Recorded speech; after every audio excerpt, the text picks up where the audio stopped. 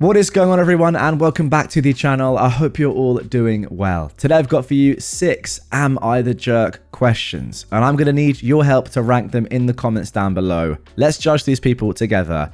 Are they in the right or are they in the wrong? Am I the jerk for telling my friend his weight is ruining my vacation? What a strong start. I am a 21-year-old woman, and I'm currently on vacation with my friends. Apple, Banana, Clementine, and Durian, all in their early 20s. Last year, we decided to book our first proper friend group trip after having known each other for 3 years. We booked a month-long trip through Southeast Asia. My friend Durian, who's a guy by the way, has been struggling with his weight for the past couple of years. 2 years ago, he confided in us that he struggles with binge eating and low self-esteem due to the way he looks. We've tried helping him in several ways, but he never accepts any help and avoids the topic altogether. If you bring up the topic, he just changes the subject or says he'll try his best to seek help, but doesn't end up taking any action. We have thus decided we won't talk about it anymore unless he brings it up himself, because Durian told us we're putting too much pressure on him, which worsens his mental health. 1 year ago, when we booked our trip, Durian announced that he would be going on a proper weight loss journey. We were kind of skeptical because he hadn't worked on his mental health, so we didn't believe weight loss would be possible without fixing the cause first, but we still decided to support him the best we could. His goal was to go from 18 stone to 14 stone in 1 year. I myself am not the fittest, so I told him we should start training together. For about a month, he showed up to our training sessions, but then he just stopped coming. He always had an excuse as to why he couldn't come. We tried asking him how he was doing with the weight loss, but he'd always answer saying it's a private matter and talking about it makes him uncomfortable. 1 month before we left for our holiday, he told us he had gained almost 2 stone during the year. As the trip came closer, I started to get annoyed by his behaviour. He continually complains about seating, people giving him looks, which I haven't noticed, walking, not wanting to go sightseeing, that he doesn't have clothes, etc. I don't mind him not participating in certain plans, but the constant nagging is just ruining my mood. My last straw was the water park. The whole ride to the park, he just kept saying how insecure he is about his body and that he can't handle going to a place where people will be looking at him. He then refused to enter the park and made a whole scene at the entrance. I told him he doesn't have to go if he doesn't want to, but don't ruin my vacation with his weight problems, and that he should have thought about this before coming here. After I said this, he went back to the Airbnb with Banana. Apple and Clementine are on my side, saying he brought me to my breaking point and that he should apologise for his behaviour, but Banana thinks I was too harsh and should have thought about his mental health. I've not talked to him in 2 days, and we still have 3 weeks left of our trip. Am I the jerk? Wow, you still have 3 weeks left. That, before I even get into my thoughts, is going to be so awkward unless you guys make up. I think in the very, very short term, you should do whatever benefits the group for this trip, because you cannot have 3 weeks of this awkwardness. It's just too long. It's too long. Secondly, though, to get to the actual question of are you the jerk or not? No, you're not the jerk. You're not. I do think it's a touchy subject, isn't it? Because on the one hand, I sort of want to say and agree with you that, yeah, Durian is ruining your fun by constantly saying, oh, I can't do this, I can't do that, but then still going along with it anyway, still going on the trip in the first place, because I'm sure he wants to go on it. But yeah, he is inadvertently ruining your fun because you're having to deal with his complaining and working around him, etc. That's not fun for anybody. But I do feel bad for him as well, because you can tell, like, imagine being him. It's a tough situation to be in. And it would be easy for me to say, well, why hasn't he just lost the weight? But weight loss is incredibly hard. It can be done, of course, but we don't know. There might be some other issues going on with Durian as well. It's not as if he should have just lost the weight before this trip and it would have been fine. I don't really read too much into the fact that he stopped going to your training classes or whatever. Like, that's not a reason to chastise him for being big now. I just think, we don't know what's going on in his life, and you've talked about mental health issues there as well. It's not as easy as, he should fix his mental health issues and then lose weight. Like, some people never you can't fix mental health issues necessarily. Some people deal with that for their entire lives. So I see both sides. You're not the jerk, but I don't think he is the jerk either. Although I think at this point he should realize that he is actually negatively affecting your guys' trip, and in future, not do this again if he knows that he's going to have similar reactions. Like, if you know you're not going to enjoy the water park, don't go to the water park. But then again, he probably is like, well, I don't want to miss out. I want to be with my friends. So it's a tough spot either way. But yeah, it's a tough thing to say, but it's probably on him to be like, look, I am ruining this for other people. As much as I don't want to, I am. And if one of my good friends who I'm on vacation with has snapped like this, then I'm doing something wrong and I need to change. I've also just realized that you, OP, called him a durian, which is like one of the most disgusting fruits in terms of the smell there is, while calling your other friends apple, banana, and clementine, like 3 very nice fruits. Is that on purpose? I remember I went to Sri Lanka as a kid and our driver there had a durian and was like, do you want to try some? And then he cut into it and I could not believe the smell. I would have been like 7 at the time. I might actually find a picture of me on that trip and put it on screen if I can find one. But it was awful. That definitely was a choice. I think you don't like this person as much as you're letting us know, and I don't know if you really should be friends overall. But that's an interesting one. Let's move on, but let me know your thoughts in the comments down below, guys, on this one. Am I the jerk for joking that my dad gets a perpetual period in front of friends and family? I am a 19-year-old woman, and I was at a family dinner with my dad, my younger sister, my older sister who was visiting, and one of my dad's friends, along with his wife and son. At one point, my dad started joking with his friend about how lucky he was to have a son, because living with women is apparently so difficult, even though both me and my older sister already moved out for college and work and we're barely home now. That's pretty nice. Anyway, he started making comments about how women get moody and miserable on their periods and how the whole house atmosphere changes. He was saying it in a joking tone, not screaming or anything, but he says this kind of stuff pretty often. His friend then said he thanks the Lord every day for that. What a fun conversation. So I replied in basically the same joking tone that honestly, if he had a son exactly like him, it would probably be worse because he's moody and irritable all the time already, so it's like he's permanently on his period. His friend laughed immediately and his wife laughed too. Then his wife joked, "Oh, don't laugh, you are like that too," I suppose, to her husband. I also pointed out that I honestly don't even think that what he says is true. I do sports while I'm on my period. My sisters are both pretty chill too, and most of the time when there was tension at home, it was usually him starting arguments and then blaming it on women hormones if we reacted badly. Goodness me. This dad has 3 daughters and thinks like this. This is like so toxic. Anyway, after dinner, my dad told me I embarrassed and insulted him in front of his friend. He said it was rude and disrespectful to compare a man to having a period. He also said his friend group takes pride in being masculine or manly, and I make him look weak. Probably a good thing. I honestly thought we were all joking around equally, and if he can make jokes about women being impossible because of periods, then I don't see why I can't joke back about him acting moody too. Well, first of all, you're definitely right. Secondly, I don't really think he was joking. Yeah, he was saying what he was saying in a jokey tone, but there was definitely undertones of seriousness there. I just find it a weird joke to make when you have 3 daughters. I mean, yeah, once in a blue moon, make a joke about it in front of friends. Of course, it's probably quite funny. But like you've said, OP has said that he says this kind of stuff pretty often. Therefore, you're not really joking anymore after that. You probably just actually mean it and you're saying it as a joke. So you're definitely not the jerk. Your dad definitely has some sort of like sexist underlying issues, to be honest. Am I the jerk for shushing my girlfriend in public? I was driving with my girlfriend in the passenger seat a few days ago. We were stuck at a busy intersection in traffic. There was a young woman trying to turn across traffic and she seemed hesitant even though there was a gap, so I waved her through. Instead of going, she slowly crept forward and kind of froze.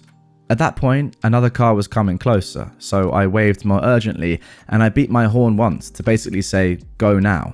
She finally went, but really slowly, and got T-boned by the oncoming car. Oh no. Nobody was seriously hurt, thankfully, but both cars pulled over. I stayed because I have a dash cam and wanted to give the footage to the cops and the other driver. While we were standing there waiting, my girlfriend suddenly said, pretty loudly, "You did that on purpose." She started arguing with me right there in front of everyone, saying I pressured the girl into going when it wasn't safe. Oh, that is not good. I immediately shushed her because from the outside, it probably sounded like she was accusing me of intentionally causing the accident. I didn't want the cops or drivers getting the wrong idea. The driver passing through admitted fault and was shaken up and crying, but didn't accuse me of anything and said she was a new driver. Now, my girlfriend's angry because she says I embarrassed and silenced her in public.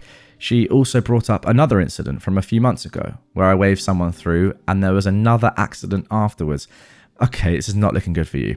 She claims I keep doing this to young women specifically and that it's messed up. I think that's ridiculous because I wave people through all the time, including men, and I was genuinely trying to help traffic move along. She thinks the shushing was disrespectful and controlling. I think accusing me of intentionally causing an accident in front of strangers was way worse. So, am I the jerk? Yeah, you are definitely the jerk here, no doubt about it. If your girlfriend has felt the need to say in public that you have intentionally caused this accident, I think you have intentionally caused this accident. I mean, I don't know if you've realized you have or not, but you have. You shouldn't wave somebody through and then expect them to go through. Like, you can't trust a stranger to wave you through in your own car with your life. Like, you'd hope that they're doing the right thing, but you still need to be careful yourself. And I get it. It's probably quite frustrating. You've got somebody going slowly, being tentative when you're like, I could go really easily there, but it's their car, it's their life. Like, they can do what they want. And to pressure someone into going when they're not sure about going, doing it intentionally, which you did do, and causing an accident, that is very, very serious. And I would argue is bordering on illegal. I mean, you have pressured her into go. I mean, it's not illegal, but you know what I mean. You are the one that's caused the accident there. So in a way, I think the police should know about that. And it's happened before as well. It's not a one-time thing. Like, I think if I was in that situation and it was the first time I'd done something like that, first of all, I think I'd admit that it was my fault or that I caused some sort of accident or like I was partly to blame. Secondly, I don't think my girlfriend would like out me like that in front of police. So the fact that it's happened before and the fact that your girlfriend feels the need to do this time, I think is quite telling. Like, I don't know. Have you ever caused an accident? Leave a comment down below by waving somebody through. It doesn't really happen, does it? Unless you're doing it really dangerously, which the majority of people obviously wouldn't do. Let me know in the comments. Have you caused an accident by waving someone through or ever heard of that? If not, I think we can all agree that this is a bad driver anyway, OP, and they're definitely the jerk. Am I the jerk for telling my wife my mother is correct and she needed to be a parent today and she effed it up? I am waiting in the airport and I need to know if I effed up or not. This week, my daughter, who is in middle school, lost a classmate. My daughter has not taken it well, and overall, this is her first experience of someone she knows dying. The whole class was excused from school today, and the funeral is happening right now. I unfortunately could not be there. I tried, but my PTO was denied, and we cannot lose this job. I flew out Wednesday night, and I'm coming back now. Our daughter is a mess. She was friends with the girl that passed away. The plan was for my wife, who is unemployed at the moment, to take her to the funeral, mass, and just be there. My wife is more spiritual than the average person and hates all things with the dead. Funerals, viewing, and so on. This one is only a mass funeral, no viewing. She believes in ghosts and will avoid funerals like the plague. We discussed it on Wednesday and she said she would take our kid and then go to the gravesite. I got a call from my daughter sobbing that she wasn't going to the funeral. My wife was refusing to take her. When I got her to answer my call, she told me she can't do it and she is scared to go. I called up my mum and I asked her to pick up my daughter and take her to the funeral. My mum left work and took her. They are there right now at the time of writing this. I got a call from my wife after with her crying because my mum tore her a new one. The gist was my mum called her a bad parent and that it is so effed up that she couldn't take our kid to the funeral of a classmate. She wants me to make my mum apologise, but I told her my mum was right, that this was something that our daughter needed and she effed up, that she wasn't acting like a parent because of her fear of the dead. All she needed to do was stay through mass. We got into a huge phone call argument and she's calling me a huge D. My mum is apparently getting texts also, and I told her to not let our daughter know that we are fighting and if she could look after her for the day, and she agreed. Yeah, I don't think you're in the wrong for this one at all. In fact, you're definitely in the right, and your wife had to realize in this situation that this was not about her at all, and she would have to sacrifice her fear of the dead or whatever she's got going on, her spirituality, for just a couple of hours for her own daughter. And if she wasn't able to do that, then yeah, she's a bad parent. I'm sorry. Like, as a parent, surely you'd sacrifice everything for your kid, even if it didn't make sense to you.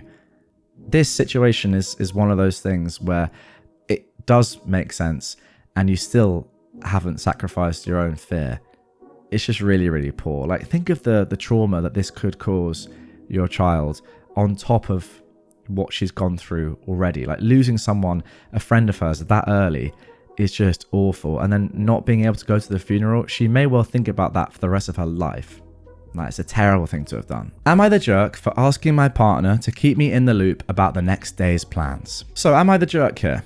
The night before, we had loose plans to do something with a couple of her friends, and I asked my partner, a 24-year-old woman, let's call her Molly, to give me updates the next day. I made this request to her over the phone. According to her, she said, I will update you if I know anything, even though this would not align with what I was asking. I wanted an update even if she didn't know anything, so that I could go on with my day and assume the plans were cancelled or be able to make new plans. We were supposed to meet probably no later than 2 p.m, according to Molly. So I would have expected an update between 1 and 1:30 saying if we were still on or not. Now, I hadn't heard from Molly still by 3 o'clock, so I sent Molly a text saying, I told you I needed updates today. This had given her a whole extra 2 hours to update me. She said, I haven't heard anything. I said, well, that counts as an update. And all I got in response was ... About an hour later, Molly messaged again saying that she had missed a text from her friend from hours earlier and flipped out on herself for missing it. Later on, I needed to say my piece about it and said that I had expected an update by a certain point and I should have gotten one, regardless of whether she knew anything or not. I specifically asked to be updated because I feel a lot of anxiety when I don't hear from her for a while, especially on days when plans have been discussed.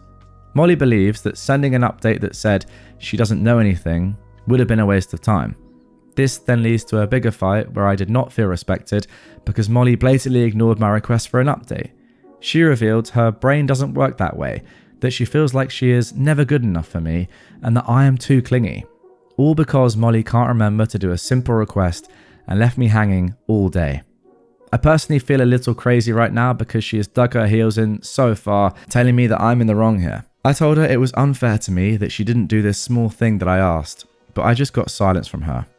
Am I the jerk though, because I asked her to do something that she feels is a waste of time? Am I disrespecting her time by wanting an update before prior plans were supposed to happen? Oh, I think this is a tough one, you know. It's really interesting. I'm reading through the comments here, and a lot of people are actually saying that OP is in the wrong here, but I don't necessarily agree with that, to be honest. I think that, like, I put myself in that situation. I'd want to know what's going on, and it takes 30 seconds to send a text and be like, sorry, I haven't heard anything yet, and to stay in contact. I think if you're going to be you plan to meet up with your partner that day, then a bit of contact before is required to know what's going on. So I don't blame OP for this at all. A lot of the comments are saying, for example, you are acting like your girlfriend missed the court appearance instead of just not having any new info yet. But I agree with OP. Like, if there is no info, then you say there's no info. And that's it. You go on about your day. Now, I do think what you could have done differently is said, if there is no information by, let's say, 1 p.m. or 1:30, then I'm going to make my own plans and I'm going to stick to that. I think that would have been completely fine rather than waiting till 3. Just saying, look, I want to do this thing with you and your friend, but if I don't know what's going on, then I'm not going to just wait around doing nothing. I'm going to do my own thing. I think that is completely okay. But so the point is, you were a little bit weird in how you acted with this, and I can semi-understand maybe that there's more context here, and if Molly's calling you a bit clingy and that she feels like she can never do anything right, then there's more to this than just this one scenario. But I think if I put myself in OP's shoes, I would want an update, even if there was no update. So I think in the short term, just like objectively looking at this, you're not the jerk at all. And I think that Molly could have given you more info, but maybe it's part of a wider issue where you are like, you're talking about, if I don't hear anything for a couple of hours, I get anxious. Like, that's not very healthy in general. So who knows, bigger picture, but I think Molly could have done a bit more here. Both of you could have done more, I reckon. And now for our final Am I the Jerk post of this episode. Quite a fun one because we're finishing where we started, in a way. Am I the jerk for telling my daughter-in-law to stop crying after she got called fat? More weight issues. My daughter-in-law is a very sensitive soul, to put it lightly. She will end up in tears at basically any pushback or any slightly rude remark. It can be extremely frustrating because anything brought up will end up with her in tears and you looking like a huge jerk. One example, she has a habit of not taking off her shoes before going into people's homes. I hate that, by the way. About a year ago, she was tracking mud into my house and I told her to take off her shoes. She started crying because my tone was too much. Okay. I didn't yell or anything. My daughter was there and agreed. I wasn't mean when I said to take off her shoes. It was a whole thing. And my son gave me a whole lecture about how I can't say things like that. I told her to take off her shoes. I am already so on your side, OP. She isn't a quiet crier either. It's loud and everyone notices the moment it happens. Then everyone needs to comfort her, and you're in the wrong for making her cry. There are more examples of this, and the whole family has had to deal with it. Now, a new issue came up this weekend at a get-together for my other daughter-in-law's daughter's birthday. The birthday was going well, and there are a lot of young kids there. One of the kids, he is 4, almost 5, can be rude. His parents are working on it. He doesn't have a filter. During the event, when she was helping pass out the food, he called her fat. The parents grabbed him and she started crying. It was getting loud, so I pulled her off to the side and told her to stop crying. I didn't want her to cause a scene at a 7-year-old's birthday. It was a little kid's remark and I told her not to come out of the room unless she is composed. She ended up going to the car and didn't come back to the party. My son and I got into an argument. My point is, she's a grown adult and she's crying over a 4-year-old saying something mean. He is telling me to apologize, but at this point, I am not. And I think you're right, and I don't think you should apologize. And I think your son should realize that if his girlfriend is crying at like the littlest thing, I mean, to be fair, I think this is worse than the shoes off thing, but like with the context of knowing about the shoes off comment and lots of other comments as well that were very fair that caused like silly reactions from her, then she's not set up for life, because how is she ever going to take any criticism ever when she's crying at stuff that isn't even a critique of her? It's just like a question. Would you mind taking your shoes off, please? Because you are just trailing mud in here. Like the most reasonable question ever. Now, I do think in this, in this party, if you're getting called fat by a 4-year-old, I wouldn't like that, because a 4-year-old with no filter is probably telling the exact truth. Probably means I'm a bit fat. So I would think, yeah, it's not great. I mean, I wouldn't cry about it, but I wouldn't enjoy it. So I understand why she was upset by this comment. But with the context of everything else, it's too much to leave the party. And I think you are doing the right thing, OP. And I think your son should be doing it as well, telling her to get more of a backbone, because life's going to get harder than a 4-year-old calling you fat. I'm sorry. She's just going to have to toughen up a little bit, I think.